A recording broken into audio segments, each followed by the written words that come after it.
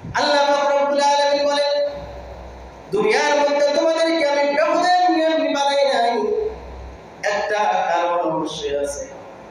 দুনিয়াতে তোমাদের ভাই তোমাদের আপন, তোমাদের বন্ধু তোমাদের আপন, তোমার মা তোমার আপন, তোমার দোস্ত তোমার আপন, তোমার বোন তোমার আপন, তোমার বাবা তোমার আপন।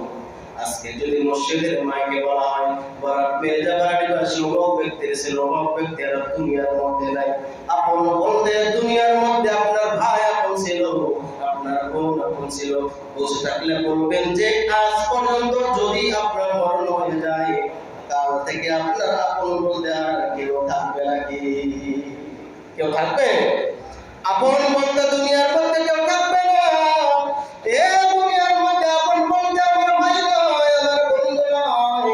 দুনিয়ার মধ্যে আপন বলতে আমার কেউ নয়। দুনিয়ার মধ্যে স্বামী আমার আপন নয়, দুনিয়ার মধ্যে স্ত্রী আমার আপন নয়, দুনিয়ার মধ্যে সন্তান আমার আপন নয়, দুনিয়ার মধ্যে ঘর বাড়ি কোনো কিছু আমার আপন নয়। একমাত্র আপন যদি বানাইতে হয়, দুনিয়ার মধ্যে বেঁচে থাকা অবস্থায় আমার আল্লাহ তাআলাকে আপন বানাইতে হবে।